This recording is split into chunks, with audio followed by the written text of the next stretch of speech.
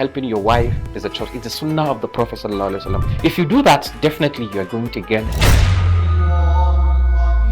You need to start with being medically fit, especially if you have a health condition. I lock up myself in the restroom and I gorge myself with a bottle of a drink. Who's gonna know I did that? Nobody. But then I don't do that. Engage yourself in charity. It cleanses the soul. What do you think about our naan bread and chicken kebab? Beautiful. Assalamu alaikum wa rahmatullahi ta'ala wa barakatuhu. Welcome to another captivating episode of Ramadan with Hollandia, a show to help us with our spiritual journey in this holy month and bring you tantalizing recipes, of course, from our kitchen corner. I am your host, Asma Gambo. On today's episode of Ramadan with Hollandia, we shall be discussing the working woman's guide to a successful Sahur and Iftar. Shirin zai ci gaba bayan mun dawo hutun takaitaccen lokaci. Stay tuned. Barkanmu da dawowa. Today we're discussing the career woman's guide to a successful Ramadan, giving practical tips on how to overcome challenges that Sahur and Iftar may pose. With me here is Fatima Abdulsalam, who is a banker. It is good to have you here, Fatima. Pleasure is mine. Thank you. Yeah, Azumi. Alhamdulillah. Well, welcome. Thank you. Okay, so let's dive into the question now. Okay. Tell us some of the extra demands on a woman during Ramadan. If you talk about extra demands, I don't want to say they are demanding. I want to see it as fulfilling for us as a woman. Attaining that ibadah during that period of spirituality. We could just take it as one of those things that we could do to please our Creator. Mashallah. Of course, we work tirelessly for 365 days in a year. Wow. And then you have just 30 days to dedicate it to worship. So I don't see it as demanding, but I feel that there are extra rewarding things that you can do to get more reward from Allah. So it could take your time, and then dedication, and then at the end of the day, you feel fulfilled. Say, for instance, you have a pregnant woman, she's pregnant and she knows that she has that baby for like 9 months. For 9 months, yes, thereabouts. And then she still have to go through Ramadan periods most times for some of them. She doesn't see it as demanding. Yes. She only sees it as it's rewarding. So I basically just think it's a mind thing, your mindset. But what are those, I want you to mention them to me now. What are those extra things that we women do during Ramadan that, of course I know that it's rewarding, but I need you to mention them. What are those extra things that we do that we don't usually do them when it's not Ramadan, but they are added to our tasks during Ramadan? I don't want to talk about cooking. We have to because we cook every day. I know. Yes, but then because we are in the fasting period. Yes. It's I don't want to say it's tiring. extra. It's extra. It's extra. So be it as it may, I actually used to say that my meals taste better during Ramadan. They taste better during Ramadan. I don't know and I don't taste them, but so the extra things like maybe cooking, the chores, the trying to please everybody, trying to make things fall in place, they are extra demanding. And then the ibadah, try not to lose out of the reward. Sometimes you're engaged in cooking, you feel like as a woman you should just concentrate on that. Yes. But after the period, you feel you have lost the guilt. Like, I didn't really attain that maximize the period of Ramadan. So I can't just point it at just one thing, but there are various things that could bring about extra activities. Yes, activities. Okay, so as a working woman now, how do you think a woman can cope and still be productive at work during Ramadan? What can she do? How can she cope with sahur? Let's talk about specifically for sahur. You know, you have to make your sahur before you go to work. So how can you, be able to do that and then still be productive at work? Like I said earlier, it's a 30 days period. Dedication. Okay. If you have to dedicate that time for just 30 days, and you have other days that you can dedicate to work, just carve out that 30 days and say, okay, these 30 days, I'm going to do this. I'll make it work. I'll make it work. Okay. Have that positive mindset. You just have to be optimistic. First. Yes. I like that you mentioned the mindset thing. We should know that, yes, it's Ramadan. It's just 30 days. We need to just get it done. Yes. So, but now I want you to narrow it down. Tell me practically, what can a woman do to ensure that, sahur is done at the time that it's supposed to be done. And then, of course, she is still productive at work. Just let's see what she can do to ensure that she's productive at work. Okay. You just have to keep it simple. Okay. Like I said earlier, keeping it simple and eat simple. So you don't have to just assume that, okay, it's sahur, I need to get all the meals. Like for me, I just take simple meals. I go for beverage and just a little bit of bread. So I try as much as possible to just keep it simple. I think that keeps me going.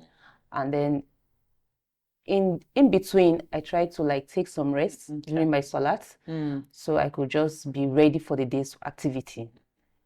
And I don't want to say it's tasking, because if you have to go to work and you don't want to get hold up in traffic, you'll leave early.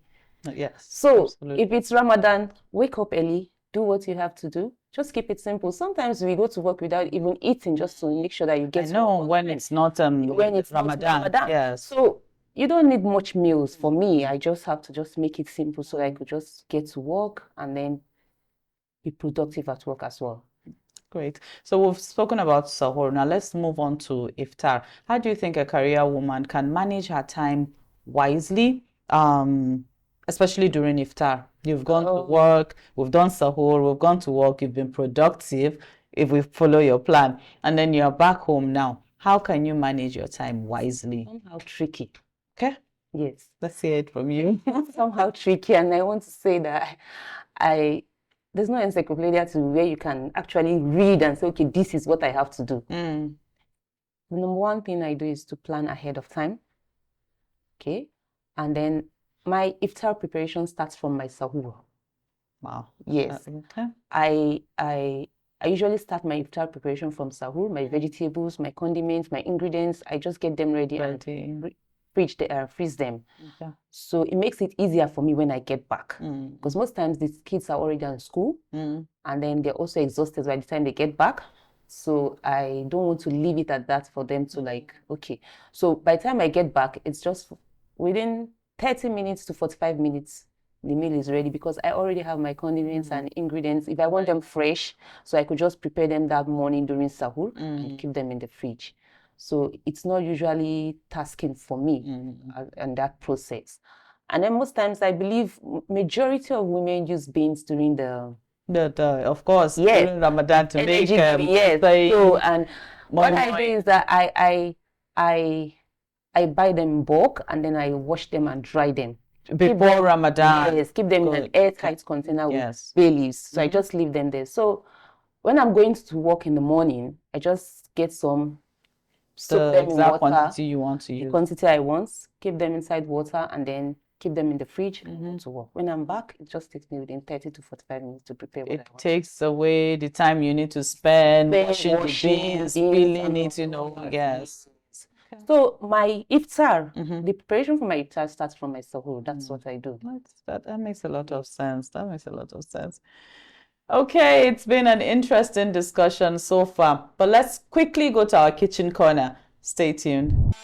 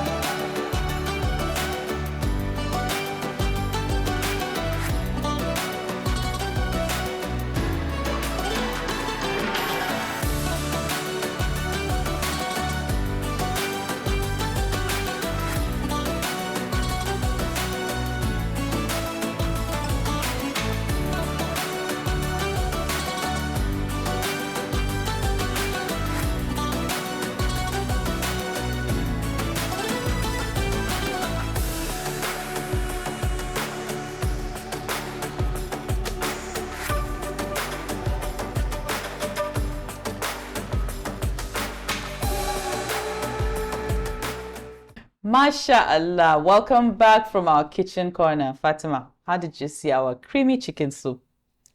It's amazing. From what I can see, I didn't know that we could actually have use Hollandia UHT milk to prepare such delicacy, but I'm going to give it a try.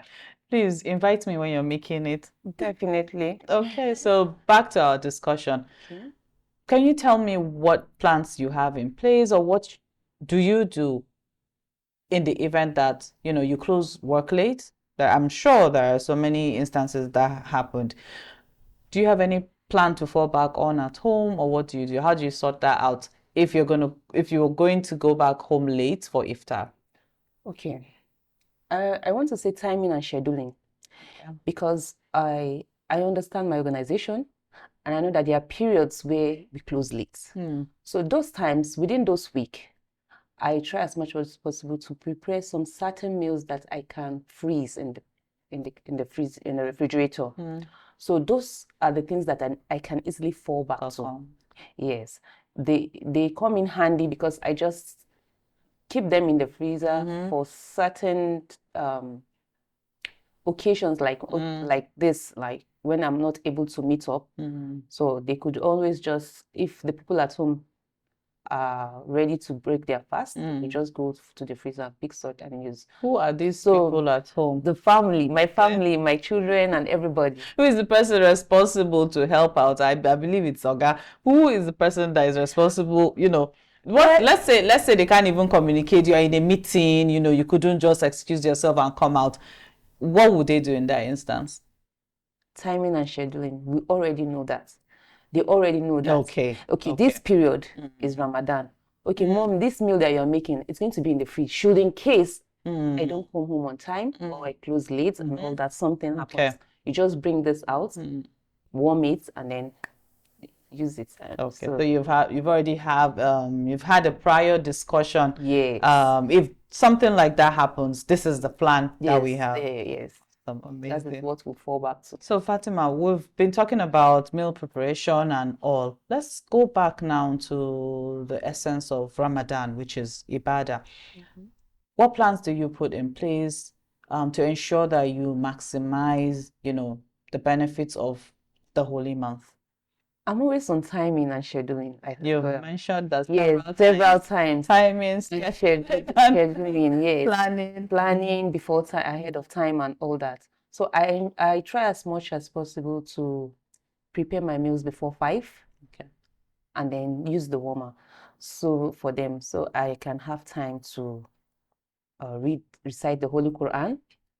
But while preparing the meals, I engage in istighfar. MashaAllah. Yes, I engage in istighfar. I listen to tafsir. I put on my radio. It's always by my side in the kitchen. Yes. So even at the place of work, I listen to my tafsir, and I engage in my istighfar too.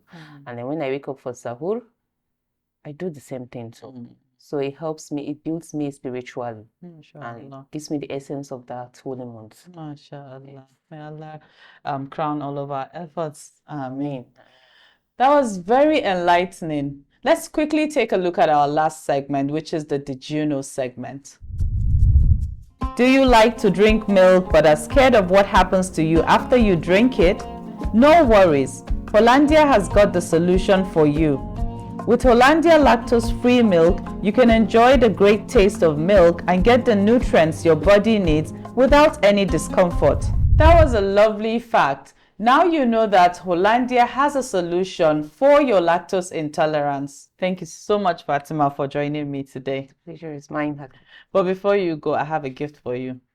Thank you. Like a company in Hollandia. Oh, now good. Oh, thank you so much. Hollandia yogurt strawberry is actually my favorite. MashaAllah. I'm so happy. Thank you so much. You're welcome. To jama'a, da haka muka zo ƙarshen shirin, and I Asma Gambo nike ce muku ma'asalam.